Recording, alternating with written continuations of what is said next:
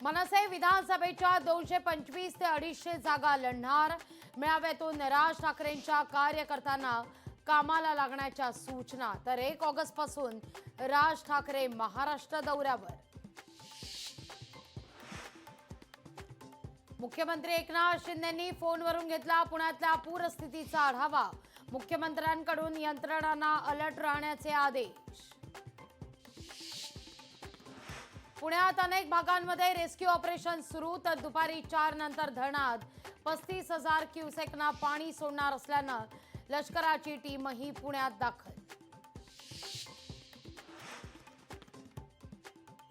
कोल्हापूरला पुन्हा पुराचा धोका। राधानगरी धरण 100% भरलं, तर पंचगंगेत पाण्याचा विसर्ग सुरू असल्यानं पंचगंगेनं गाठली धोक्याची पातळी।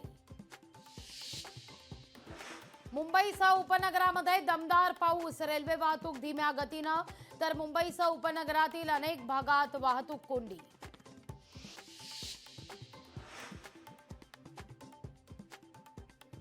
ठाण्यात रात्रभर मुसळधार पाऊस। पावसामुळे घरांमध्ये नाल्याचं पाणी। ठाण्यातल्या शाळांना सुटी जाहीर। रायगड जिल्ह्यात दमदार पाऊस। जोरदार पावसामुळे सावित्री नदीच्या पाणीपातीत वाढ। जिल्ह्यातील सर्व शाळांना सुटी।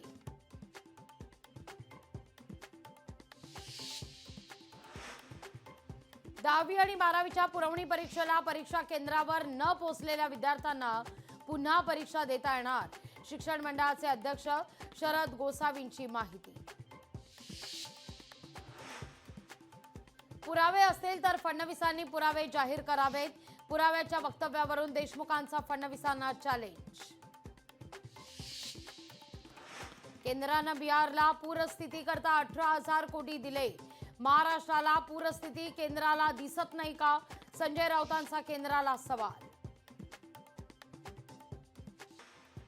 कर्जतमध्ये जोरदार पावसाची हजेरी। मुसळधार पावसामुळे 25 गावांचा संपर्क तुटला। मुंबईत सकाळपासूनच मुसळधार। कुलाबा इथल्या हॉटेल ताज समोर रस्त्यावर समुद्राच्या लाटांचं आलंय पाणी। कोयना धरण पाणलोट क्षेत्रात पावसाचा जोर वाढला। धरणात एकूण 75.26 टीएमसी पाणी साठा।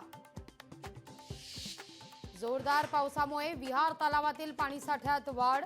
पाणी पातळीत वाढ झाल्यानं मुंबईकरांची चिंता मिटली। नाशिक जिल्ह्यात 3 दिवसांपासून संततधार पावसानं पाणी पातळीत देखील धरणाच्या वाढ। रत्नागिरीमध्ये ऑरेंज अलर्ट, तर किनारपट्टी भागात ताशी 55 ते 60 किलोमीटर वाऱ्याचा वेग।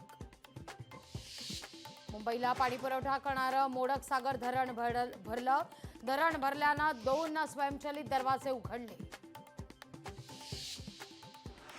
मनमाड बाजार समितीमध्ये सलग दुसऱ्या दिवशी कांदा लिलाव ठप्प। व्यापारी आणि माथाडी कामगारांमध्ये वाद झाल्यानं लिलाव ठप्प। साताऱ्यातल्या मरढे पूल गेला पाण्याखाली। मरढे आणेवाडी मार्ग वाहतुकीकरता बंद। यवतमाळमध्ये काँग्रेस पक्षाचा ढाणकी नगर पंचायतीवर मोर्चा। घरकुल लाभार्थ्यांची अग्रिम रक्कम जमा करण्याची मागणी। यवतमाळ जिल्ह्यात आठवड्यात 2 वेळा अतिवृष्टी। जिल्ह्यात 25 महसूल मंडळामध्ये अतिवृष्टी। खेड दापोलीमध्ये दमदार पाऊस। जगपुटी नदी पुन्हा एकदा धोक्याच्या पातळीवर, तर खेड शहर बाजारपेठ पुन्हा पुराच्या उंबरठ्यावर। मराठवाड्याच्या जायकवाडी धरणात 4.13% पाणीसाठा, तर मराठवाड्याला मोठ्या पावसाची प्रतीक्षा।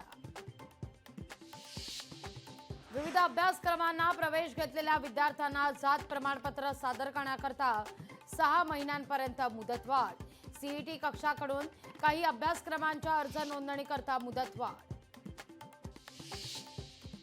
11वी प्रवेशासाठीची पहिली विशेष प्रवेश यादी 5 ऑगस्टला जाहीर होणार।